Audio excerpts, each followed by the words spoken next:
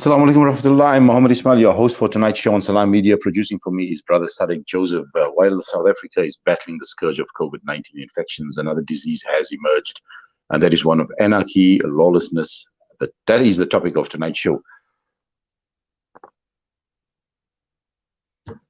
What was meant to start out as a protest in support of President Zuma has quickly pushed South Africa into the abyss of looting and pillaging. Who is to blame, and what are the reasons these acts of criminality, what's causing it to persist? Has President Cyril Ramaphosa failed the people? Well, we know that the police were spread extremely thin and could not attend to every single call for assistance. After almost 48 hours of lawlessness, the community has enough and have decided to take action by blocking of entry and exit points in many areas.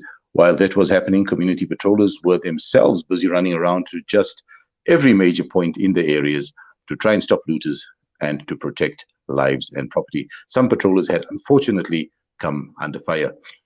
These are the men who risked their lives to keep their communities safe, some who did not sleep a wink in the last 24 hours. Social media platforms were awash with updates, and the Etequini Secure's Zello channel was jammed with almost 4,000 participants from all across the metropolitan, and this is just in a single sort of space of time. I'm interested to hear what President Cyril Ramaphosa has to say tonight. With that, let's get on with the show. With me this evening is Mr. Imtiaz Sayed from Etequini Secure, who is also the chairperson of the Durban Central District Community Police Forum, Dr. Riza Patel of the Gauteng Provincial CPF Board, and Shahim Ismail of Lethal Forces in Lenasia. I don't see Shahim here on the connectivity, but we should get him through now. I think, welcome to the show, gentlemen, and let's get on with it. Imtiaz, Dr. Riza Patel, and Shahim Ismail, welcome to the show. Thank you. Thanks for having us. Great. Imtiaz, I want to start with you. How bad is the situation, and does this bode well for social cohesion in our communities, where we want to live in peaceful harmony with each other? Where are we now as a community with these issues? When we're speaking about social cohesion and what's going on at the moment,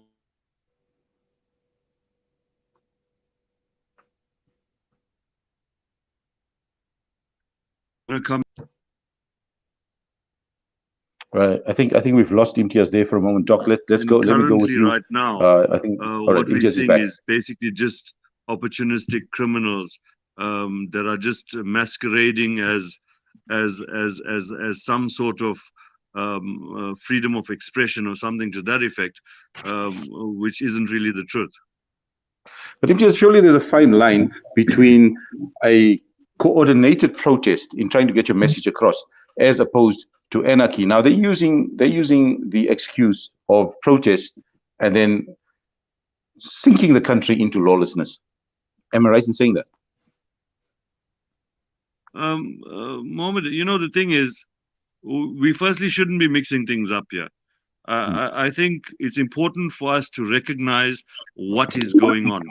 The one issue is the Jacob Zuma issue and the factionalism within the ANC, which we firmly believe should have been dealt with within the ANC and shouldn't have been passed on, where it infringes on the rights of the normal citizen, irrespective of party politics. Government should be doing what government is supposed to be doing.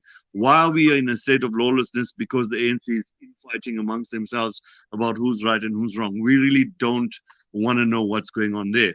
What we're saying is that every citizen has a right to protection.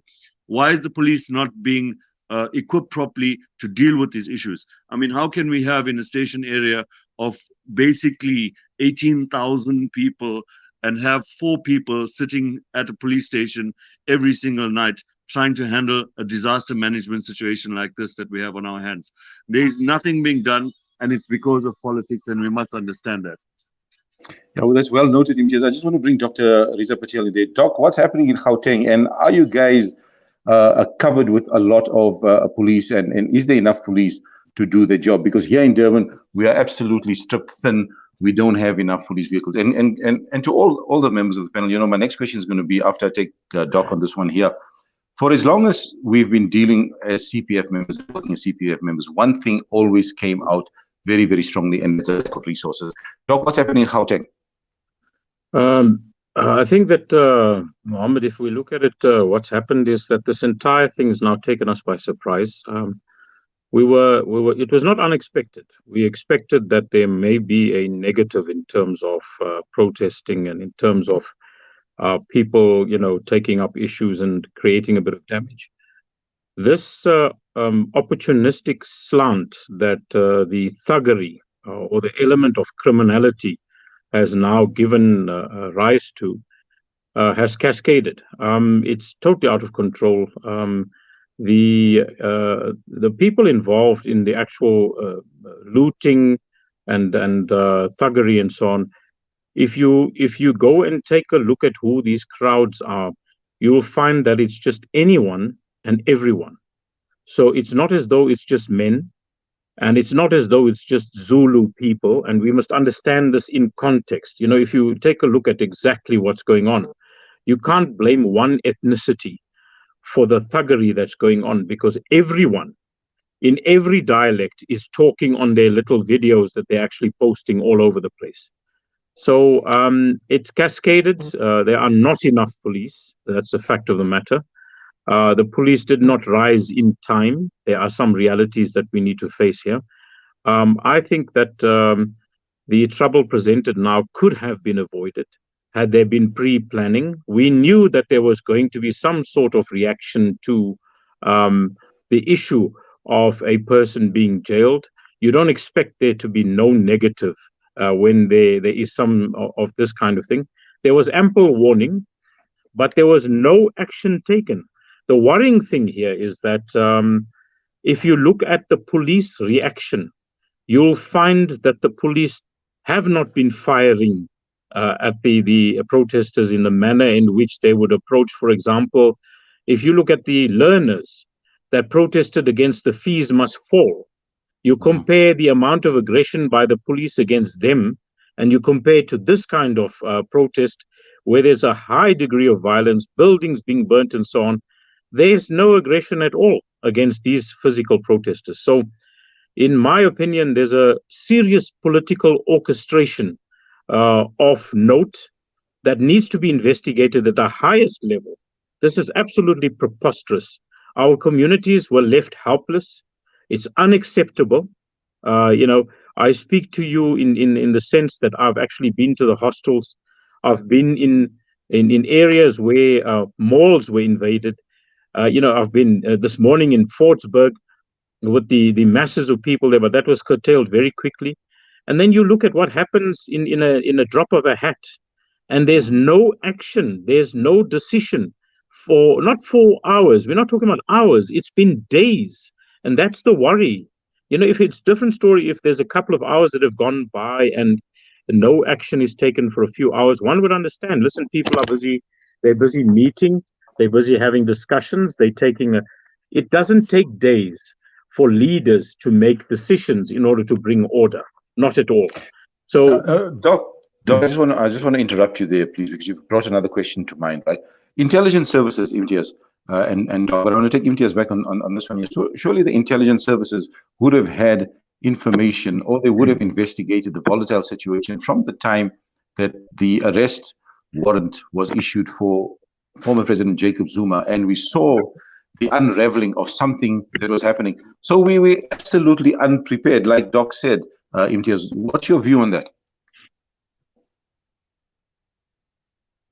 Your mic is off, Imtiaz. Sorry, Mohammed, I'm not sure what intelligence are you talking about. Where is the intelligence? Where is the intelligence report? And how can it be that we're sitting in a situation right now wherein there frankly wasn't any intelligence, and that's the reality of the situation. No one perceived this to be what it is, and no one assumed that this was going to happen. We've got to draw a clear distinction between the protests and the freedom of expression in terms of what is going on with the erstwhile president, and in comparison to what is going on right now. And SAPS and the SANDF need to recognize that what is happening right now has no bearing whatsoever on the political climate of the country. This is an opportunistic, thuggish criminal element that is breathing within our communities, and there are some people that are pushing this agenda to make it seem as though it is because there has been an arrest of an individual. And let us not mistake these things for one over the other. And that's where I think we are making a firm mistake. SAPS needs to deal with this in terms of what it is. This is not a protest action.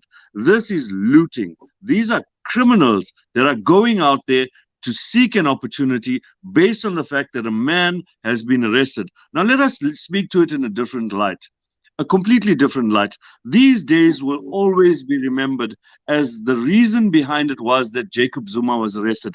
Is that really, in fact, true?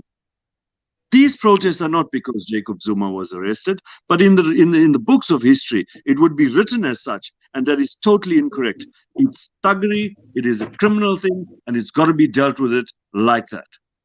Do you think then that people or masses were just waiting for this opportunity to loot, keeping in mind that we've got COVID, keeping in mind that people were unemployed, that they've lost their jobs, they have no money? Was this the perfect opportunity? And I'm going to take Doc on that opinion. I think that if you look at the socio-economic negatives that beset us for the past 16 months now, that would have created a climate of desperation in terms of need. But the opportunity was presented with this particular thing. So if you look at it, the desperation was there, the need was there in terms of this. All they needed was an opportunity to exact that particular need. And they actually went ahead. They did exactly that. But if you find who is involved in there, it's actually disgusting, because they are not just young people. They are older people. There are grannies involved in this. There are older people that are involved in this. It's not just kids. It's not just youngsters, everyone. And they're not stealing things that you'll just eat and so on. They're stealing anything. I mean, if you look at the raiding of that algae warehouse in Durban, I think it's Cornubia algae, if I'm not mistaken, where the warehouse was. If you look at that, explain to me how a person who's driving a forklift or who's got that particular van needs a flat screen of that nature as a need in terms of existence. There's no need. This thing was opportunity. Seize, go grab. It's entitlement. So it's very anarchist. It's very, if you look at it, bordering on civil war. If you look at the approach towards this particular thing, it's wrong. If I look at the invasion of those houses in that particular suburb, I don't know, Imtiaz, I can't remember the suburb offhand, but in Durban, there was a particular street where these guys went in and they were looting the houses in that particular suburb. What is that, if not a sign of the want and need to exact some sort of anger, but not based on, you're not angry with the people. You're angry with the issue of wanting something. And you want to capitalize on that want. And that's what was going on. It's not anything else. It's greed. So socioeconomics is what it's about. Is your opinion on the same question that I posed now? You know, Beth, the thing is, and to try and unpack, and I think Doc has unpacked quite well that very question. But the problem I have is that when we're speaking of anarchy, we're speaking to a state of lawlessness. And if police in their very police stations are being threatened for takeover of those police stations, then we are already in a state of anarchy. Now let's go into the term of civil war. Now what we're seeing is that, and this is really, really frustrating me, is that we're seeing communities by far and large have lost hope in the SAPS and have now taken up arms and have gone to the streets. And if they have gone to the streets and are firing their personal firearms on street corners and are now, you know, masquerading as law enforcement and doing stop that kind of thing, then where are we? We're in a state of self-law, and in fact, what are we doing then? We need to start protecting ourselves. You call the local police station right now. I challenge any one of you. Call your local police station and call the fire department and say there's a fire. Nothing can be done. There was no preparation for this, and there is no excuse from this government to tell us that there is nothing that they can do. Does that not make us vigilantes, Imtiaz? this is a very, very tricky question for me. How do you expect a person who is angry about what is going on in the very country that he lives, which speaks to a democracy, wherein you now from a particular community, and it just so happens that you're a different race from the race that's actually looting and doing all of that. So now it speaks to racism, and then it speaks to, because it's now racism, it speaks to vigilantism. So when you go through a normal protest as a different race and your car gets beaten up and broken into, and I'll give you an example of a CFA person in Reservoirs who had his car burnt at a protest. I remember that. That wasn't vigilantism. So all of a sudden, when it's a different race that's now protecting their own, because SAPS cannot protect us at this time, now we're speaking on terms of vigilantism. What are we doing? Have you come out as SAPS and said, guys, we want to mobilize you as a CPF? That's what the CPF is. And we want to tell you what to do. You cannot take out your arms. You cannot have those golf clubs. Keep away those firearms. Do all of these things. Put in a stop and search and a VCP. Do this and that and that. There is no directive and there's no direction. So how do you expect people that are not trained to lead themselves? They're going to lead themselves as best as they know how. And that's what's going on at the moment. Doc, on that same point, what Imtiaz said, do best what you can. Are we vigilantes? Are we becoming vigilantes, or are we law-abiding citizens trying to uphold the law? We are both. Protect our communities.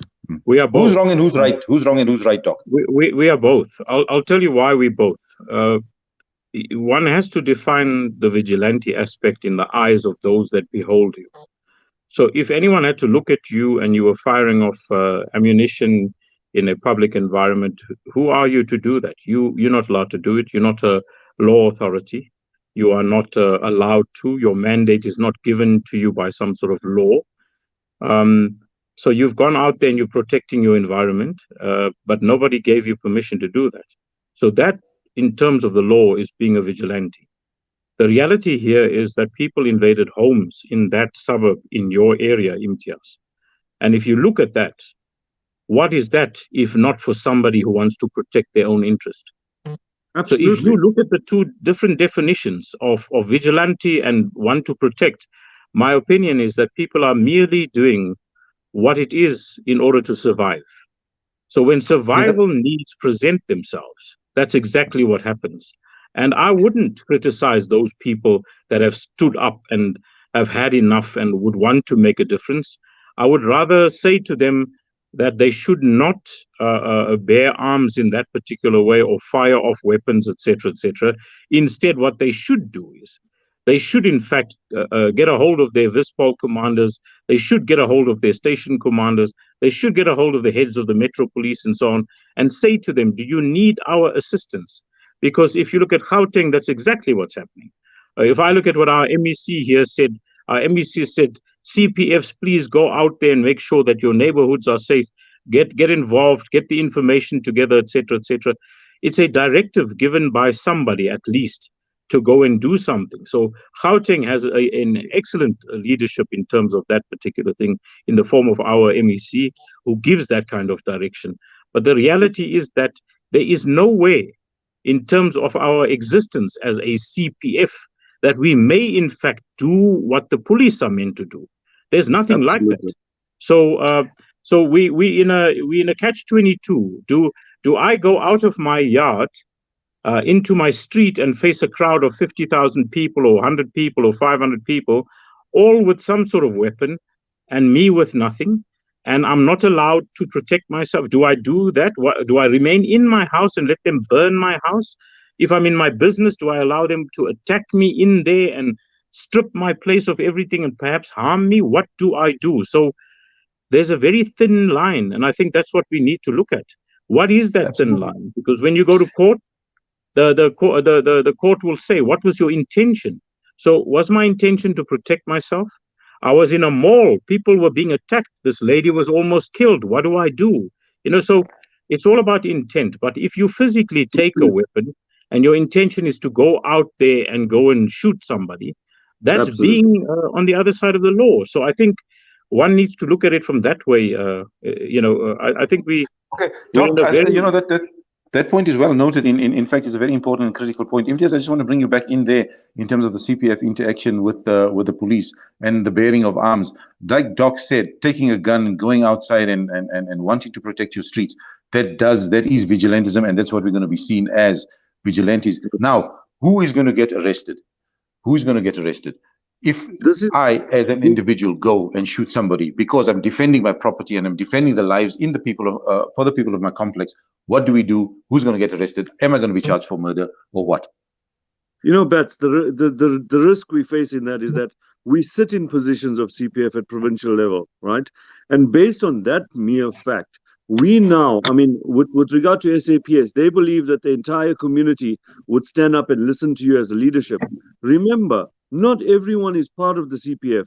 Yes, they are supposed to be part of the forum, but not everyone has their ear to you as their leader, if you understand what I'm saying. There are many crowds out there that form their own neighborhood watches and don't want to be affiliated to the CPF and want to do their own thing and then form a private security company and register their firearms and say they have a right to bear arms and do all of those things. How do we as CPF control them? Yes, in our constitution, it's quite clear. It says active community policing. The interpretation of that, and I think Doc would agree with me, is that it's left entirely up to the memorandum of understanding between SAPS and the CPF that is constituted in that station as to how they understand each other. Now, if you have a particular station that is not working with your CPF and your CPF does exist, there we have a talk shop, okay? But if you have a CPF which is active, wherein your SAPS calls you in and say, guys, we need your help. We're under-resourced. Can you get in the security companies to help me? Now we've got a working tool. And that working tool now gives a mandate to security companies, which also now has a mandate to work under the SAPS to say, let us protect the community collectively. The problem I have is that we have individuals with self-defense firearms and rifles for sports purposes and shotguns with sports purposes that are now out on our streets trying to protect their homes. The consequences for them is of great consequence to what we are going to need to explain as CPFs. From the CPF perspective, I was very quite clear this morning. As soon as all of the community members mobilized themselves, not by any incitement by me, not by any incitement by any CPF member, we said, guys, be the eyes and ears. Go out, create boundaries and create lines by which you'll keep your community safe. If members out there misinterpreted that and went out with their firearms and now started using those firearms, please do not bring it back on the CPF. SAPS needs to take that one on their shoulders because they did not come out and they did not, as Viswal commanders, as station commanders, go to these members, give them clear understanding, give them clear directives, and tell them the do's and don'ts of what they should be doing. So the police, in essence, has failed us, Imtiaz. 100%. That's what I'm saying. If this was clearly a drawn-out plan, and yes, as Doc had mentioned, that if it was perceived that this judgment would create all of what's happening now, then these directives needed to have been given through the CPFs and to communities before the judgment was given, not come now. And fully understandable. The Concord can't really go back on its judgment and say, okay, we take it back because of you. That just puts our whole government in a different and that just would just take us into a different space completely. And that's my mere understanding of it. But I'm saying, ultimately, there needed to have been a proper directive for what communities should be doing. Communities want answers. They want to feel safe. And all that they do is they turn to themselves. They turn to their group of friends. They start loading themselves up in 10s and 15s at the back of Bucky's, and they go out with pangas and sticks, and they start beating up everyone. And how do we as CPF now take that on our shoulders? It's not on our shoulders. Let us be clear. We are not vigilantes. The vigilantes here are the people that SAPS have not advised. So please, SAPS, don't come at us and say that we are vigilantes. We are not.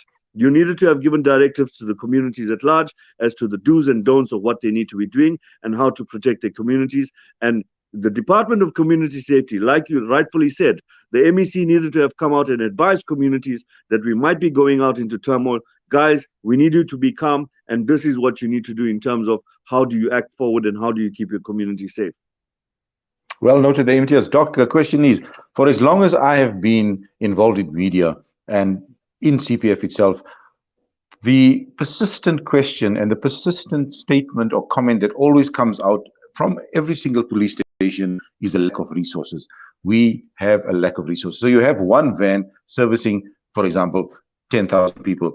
The vans are either, if you have extra vans, they're either laying in the backyard, they are broken, the sirens are not working, the communication devices are not working. Why is there a historical persistence of a lack of resources when it comes to the South African Police Service? Your mic is off, Doc. Your mic is off. Sorry about that. I thought you muted me. Sorry about that. I think there are a number of factors. The first factor is that it's a culture of it's not mine, I can do with it what I want to and how I want to. So you'll find that the over-revving of vehicles unnecessarily, the driving of those vehicles into the ground unnecessarily, etc., is quite prevalent at any station on a consistent basis. Not with every member of the police, but with almost all of them that actually drive these vehicles. So it doesn't belong to them. They don't have to repair it. They don't have to fix it. So the culture is that it can just be there.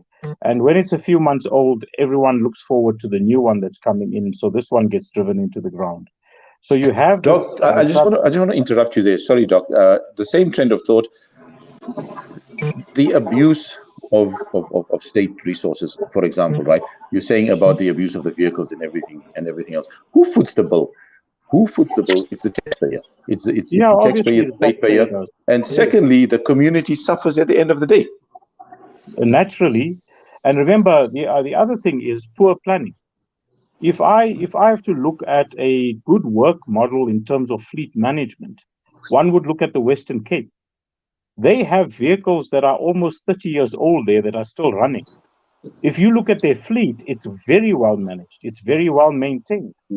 Yet, if you look at... Sorry, Shane, we'll take you in a moment. Your voice is coming through. Mute your mic for a moment. Thank you. Please carry on, Doc. Okay. So no, if you look at it, you find that there are ways to manage fleets and there are ways not to manage fleets. So what's happened is in this entire process of us going year after year, what's happened is you've had political changes. And at each political change, you have a new commissioner of police.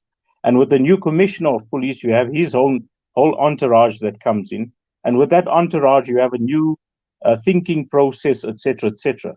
What should happen realistically is there are certain core functions which should not be affected by commissioners of police being changed, such as fleet management, such as resource management.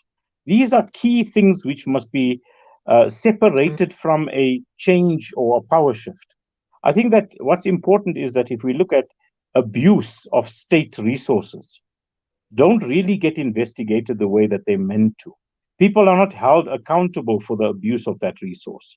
If you look at the corruption in terms of the fleets, the corruption, you've seen these people being arrested for the lights and the branding on vehicles and all those kinds of things.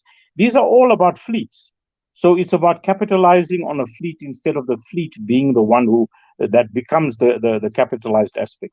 So you have this loss, you have this pouring out of funding, which is going into people's pockets, it's going into abuse, it's going into all that kind of thing. And vehicles become shorter. But then you've also got the issue of the mechanical schools, where hundreds of vehicles are actually physically standing there and not repaired as yet. I mean, to replace a battery can take anything between 3 weeks to 2 months. I mean, what a joke. A battery can be swapped in a matter of a few minutes. In fact, absolutely. And so, Doc, on that point, carry on, please carry on, Doc. Sorry, if you look at our losses, where they say we don't have resources, that's a load of crock. Our resources are all sitting in a mismanaged system. The one part of it is this mechanical school story, where the police have their repair centers where these vehicles must go to, and the vehicles must go and stand there. For a windscreen to be replaced, it takes months on end. For a battery to be replaced, a little bulb to be changed takes weeks. Come on. There must be a better management system that can be put into place for this. But the reality is that it will not happen right now. And unfortunately not. Unfortunately not. Imtiaz, are you still there? Okay. Well, what I want to explore now, right, is the aspect of lawlessness and anarchy, the looting and the burning of businesses that create employment in the very communities that they serve. Where does this leave us? On the one hand, we're trying to build the economy. On the other hand, we have the criminal element coming in and destroying that economy through their acts of thuggery. Where does this leave us as a community? But we must realize when we're talking about business, we are not talking about a little container with 20,000 Rand worth of stock. We are looking at multi-million Rand businesses. I can tell you right now, in the economic situation that we currently face in this country, those businesses are not coming back. We have lost millions, millions, and millions of rands in terms of the GDP of the country. That's number one. And number two, in terms of jobs, the entire value center in Durban has been burnt to the ground. NCP, which is our main chemical producer in Durban, has been burned to the ground. Bluff Meats has been burned to the ground. I ask you, how many jobs of those very same people that live in those very same areas that where they are employed in those same businesses will not have jobs tomorrow? These are the implications that we face as a country, and as economists and analysts, we will look at it based on the material value of the actual building per brick and per t-shirt that was stolen and all of that. I ask you, the repercussions would be for generations of those families to come. Every single individual that is looting and causing this destruction would face that in the generations, through their children and through their grandchildren in the years to come. And that is the reality of what is going on right now in this country.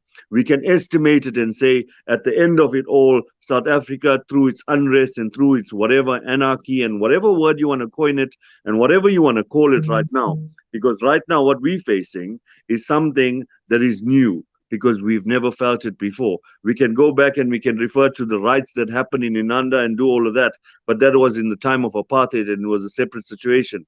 Right now what we're facing, we cannot, you can't call it civil war, no can you call it anarchy, because the dynamics of South Africa is very, very different to any other country. We are supposed to be a democracy, we're supposed to be a rainbow nation, and based on that, you cannot be using the terms as anarchy, you cannot be using the terms as vigilantism, and nor can we be using the words of racism. And I'll come to the issue of racism, which you already know, Bats. We do not have racism in this country. We have the have and the have-nots. Those, we discriminate based on affluency. A person that has the same amount of money as you, you regard him the same as you, irrespective of his race. You'd hug him, you'd kiss him, and you'd talk to him based on the fact that he has the same amount of money as you. So right now what is going on is that they are the have and the have-nots. Those that are poverty-stricken, understandably so, are now going about opportunistically looting based on the political situation. That's what's there. And that is lawlessness in its true form. Let us not mistaken it, and let us get that message clear. This is not about politics. This is about opportunistic criminals that do not have things, that want it for nothing. That's what it is. What I read there is something which you like to often use, is the domestic cup syndrome. I'm right there, Imtiaz. Remember Absolutely. that phrase? The maid's cup syndrome. So for sure. Doc, you're a bit of an economist there, right? How huge is the dent to the South African economy, generally and provincially? Gauteng is one of the richest provinces in the country. KZN is not far behind. How huge is the economic dent?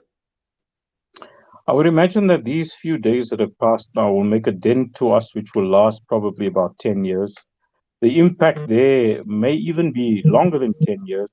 You're not talking about, Imtiaz was mentioning millions. My opinion is there's several billions of rands of exodus. Because remember, the investors that have their eye and ear on wanting to put monies in certain places have now observed what it is we are actually doing. And when it comes to investment, there's no way, that you're going to physically put money into a pot that's burning. You will definitely put money into a pot that can cook, but definitely not something that's going to burn. So, so at the moment, we have a scenario where everything's burning. Nobody's going to put a cent into it. So, for every 1 day that we lose in terms of investment, you're talking about billions of rands of opportunity gone. And for 1 billion rand, just 1 billion rand worth of investment in this country, you're talking about hundreds of jobs. And in each job that you're referring to, there are at least a dozen of investors, dependents on each of those jobs. So, for example, take that mall in Pietermaritzburg that was now burnt. We look at the size of the mall, we look at the number of businesses, we estimate that even if it's 1,000 people that we're working in and around that particular mall, multiply that by an average of about 5 in terms of dependency, immediate dependency. 5,000 people will not have a means of existence because of that fire or because of that negative. And how do we rebuild? Well, How that's do we it. rebuild? Why would you rebuild? How do we rebuild the economy? People are now, as it is, we have a very high unemployment rate in South Africa. Yeah. It's getting worse now with COVID and now with this thuggery and looting and rioting. I think we were, what, 30, 40%, the unemployment rate. I don't have the figures, I'm just thumb sucking it. It's going to get worse. And is that not going to give rise to crime? They mention an unemployment rate of 39.2%. But I'd like to know if there's a real statistic that can prove that also includes the number of people that are here that are not documented. Because remember, everyone that lives in this country is dependent on the resources of this country, be it water, electricity, be it education, be it healthcare. These are the resources of our country which draw on what we are. Our infrastructure gets drawn on. Everything gets drawn on. And you look at this particular thing. Just mute your mic there for a moment. You're going to find that there's a massive amount of people. Get them moving. Sorry, man. Mute your mic. MTS, mute your mic, please. MTS, mute your mic. Sorry, Doc. It's volatile. Fine. Things are happening. It's going crazy out here. It's fine. Sorry, Doc. You were saying? I think that I think that we're going to have a very large unemployment rate. We're going to have a very large unhappiness that's going to be set in the country. You've got people that are talking in strains and where they make threats to the country, to our existence. But the reality here is that, and a message that must go to the people that are listening is that you as a civil society have the right to organize yourself. This is the right time to start organizing yourself. Do not get left out in the cold. Do not be left out from what's happening in terms of your organizational strengths. Get together, pull together in terms of communications. This is not on your question in terms of what you are asking. No, you can continue. It's important that we actually talk this. We need our people to actually start organizing themselves. They need to start knowing how to communicate with one another. They need to be able to get resources together. They need to network together. They need to start organizing themselves in such a way that they can deal with these kinds of scenarios without fear, without prejudice of the services that are meant to be protecting them. Because if you look realistically out there, medical services have failed. That's a reality. So if you get shot at the moment, if you in an accident at the moment, if you are in some sort of dilemma. The ambulance services cannot get to you in time. There's not enough hospital beds, etc. Yes, there's a COVID and so on and so forth. But have you noticed how civil society has now started organizing themselves with their own little COVID setups, their own little mini hospitals, etc., etc. That is the thing that civil society needs to do in order to protect themselves as well. But it must not border on what Imtiaz was relating to earlier, and I actually concur with it. We cannot have a situation where you've got guys that are riding shotgun on the back of a bakkie and shooting at people gung-ho and moving through suburbs. Although well-intended, you can't have that. That kind of action draws animosity. And that animosity is not limited to you on the back of a bakkie. It becomes a generalized animosity. So in other words, whoever it is that's now experienced that goes back to where they're from and says, XYZ area, they did this to me. So when the people come back, they don't come for you, Muhammad Ismail. They come for the people in that area. So every innocent person who was not part of this gets affected by it. So, but if we organize ourselves in a way in which people start getting trained, they know about self-defense, they get into the mechanisms of protection, close quarters combat, all the things that civil society must be trained in order to survive, in order to exist, in order to ensure that our neighborhoods are safer, such as surveillance, such as communication, such as observation and monitoring, such as communication to the right entities and so on. These are the things that we need to do right now. So instead of sitting in a house and sending a message and saying, hey, they're walking down the road, or hey, you know what, we need this. What should be done is a communication to say approximately this number of people armed with those kinds of things are walking in this arena, in that direction, etc. And that's how we should be organizing ourselves. People who are trained to be able to monitor can go out. People who are organized in certain ways can go out. So I think that this is the right time, if we look at it, for us as a civil society to start organizing ourselves from various levels. We okay in terms of community intelligence. I mean, we gathering intelligence like you cannot believe on a consistent basis and passing it on to the police services who are benefiting from it. But I think the actual physical existing mode, the operational mode in the street needs to kick in. So what does a housewife do if she's driving and at the crossroads she comes across people that are stoning vehicles? How does she react to that? Are they trained for this? No, not all of them. A very small handful are. So I think these are parts of the actions we need to start, getting in place as a civil society, because we're now experiencing negatives. What if your wife and children were in the mall that was being raided or ransacked or looted? What should their plan of action be? How should they exit? Where should they seek refuge? Etc., etc. These are things that have not been the order of the day. They have not been discussed. So we need to put these actions into place. We need to get this organized. We need to do it now. So we are in the process. CCI is doing that at the moment with its people. We've already prepared now the flows of what to do. But I think that realistically, these thugs, these goons that are going out there, they now organize themselves in such a way that they're using trucks, they're using 5-ton, they're using, you name it, they're using everything that they can find in an organized way to go and raid. So we need to counter this particular thing by assisting the police with the info and so on. But we also need to encourage our communities not to do the wrong thing. The wrong Absolutely thing. Right, Doc. I just need to interrupt you there. Some valid points. We've got Shaheem Ismail in Lenasia. He says he's been coming under attack. He's on the telephone here, not on the video call. Shaheem, what's happening there? Assalamu alaikum wa rahmatullahi wa barakatuh. I do apologize for going off. That's fine. Everybody there. What's happened at the present moment, we are threatened by they want to come into Boxer. But what happened is they put children in front of me and they started shooting live fire from the back of the children into us. We had to take cover, and at the same time, I then screamed and I warned children to get out of my way. It did not happen. We had to then fire warning shots, and the kids then dispersed.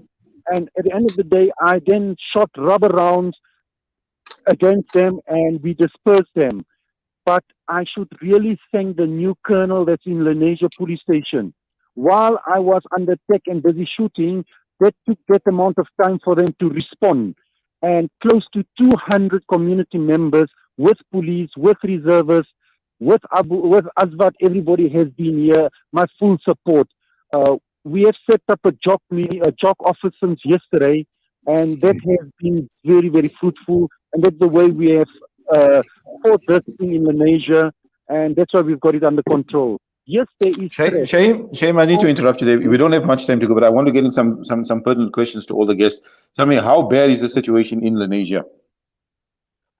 The situation in Lenasia is not bad. It is the false calls and things like that. But we have had 3 incidents, and all 3 incidents we managed to contain it, and we've got it under control.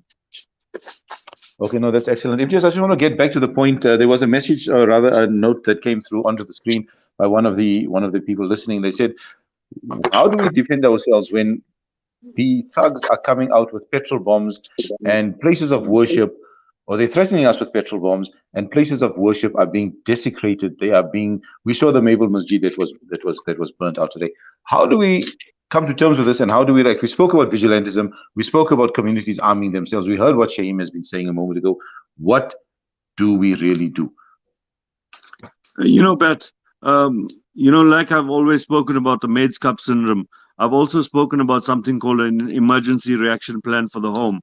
I think now we have to now develop that into an emergency reaction plan for an entire community. And leadership needs to be recognized within that. And we need to start training ourselves in terms of these sorts of situations moving forward.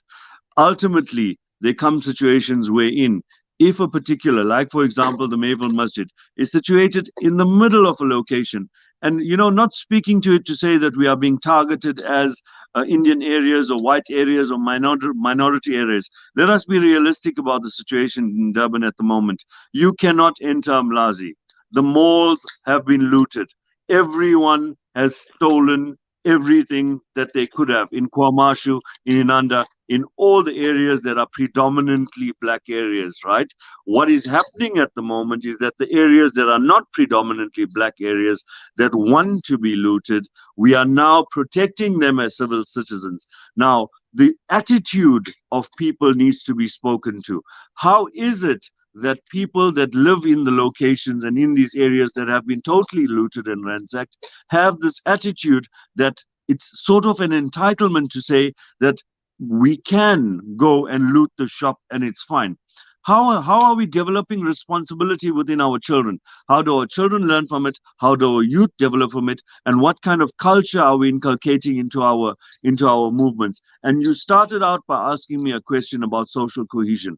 How do we become socially cohesive with attitudes that are completely different? The attitudes are completely different. We need to start bringing back proper normalization of society.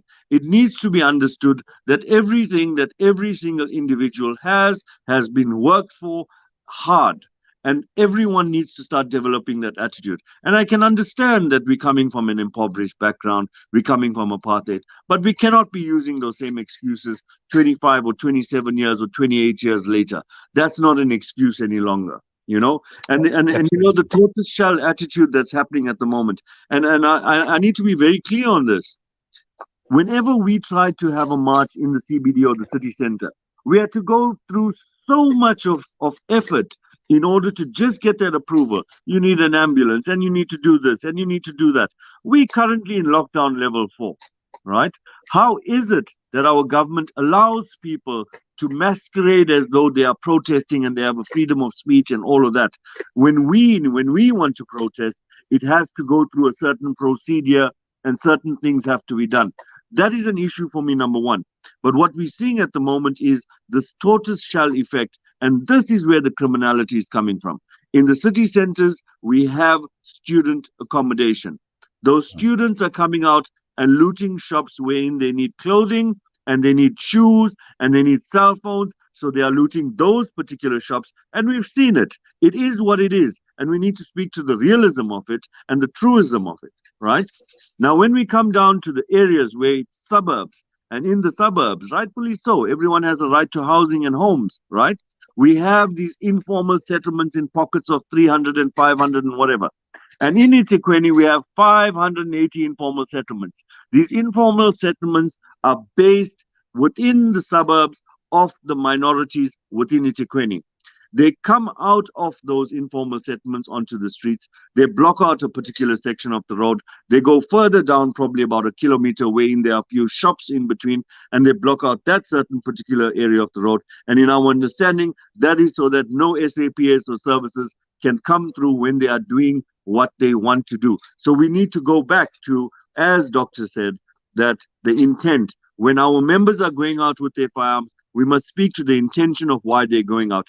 Are they going out masquerading as gung-ho vigilantes, or are they going out to protect the community? So we need to speak to that intention. But then I ask, what is the intention of those individuals that come out and make fires 1 kilometer apart? Is the intention to come out and protest about service delivery, about the fact that there's a particular ex-president that is now jailed, or is it about what exactly? It is only, and the intention is only, to go and loot the shops that are in that vicinity and in that zone, and like little tortoises, go put their heads back into the shack and stay in that cover. And that's a cause for concern for us. The risk we face at the moment is that if there is real community mobilization, and we manage to mobilize through everyone that's happening there, and there might be some sporadic leader that we know that they are in our communities, that don't have partnerships with police and don't speak to the Department of Community Safety about social cohesion and want to be erratic and become volatile and make the situation volatile, they can go out and they can start burning certain individuals' homes. And now we're going to have a real problem on our hand, because we're going to have 1 million homeless people that have been looting, and the response to it would have been their homes now being taken. And that's the risk we face. And I'm warning this government that these are the things we are hearing on the ground. And it's not based on racism. It's based on the fact that we as citizens are not protected. Absolutely, Imtiaz. I've got about a minute just to round up the show. Doc, I want to take you on a quick question there. Marikana, do you think Cyril Ramaphosa has failed us as a community, as a country? And National Disaster Act, that has provided for the military to be deployed. Should the military not have been, rather, do you think that the military should have acted sooner, because they're there to protect or to enforce the what do you call it, the Disaster Act in terms of COVID? People violated the curfew. Should the military not have been there already? We've got about a minute. Your mic is on mute, Doc. Well, we have a South African police service. We don't need the military. The police service just needs to be empowered to do their work. At the moment, they're being stifled, they're being limited. The stories about limited resources and so on to fight rioting and to fight this negative is not correct.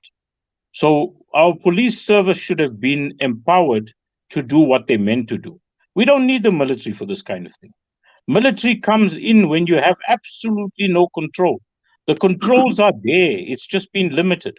The reality, and you know what we need to say right now is that for this few seconds that we've got, is that I don't think the community are going to have this anymore.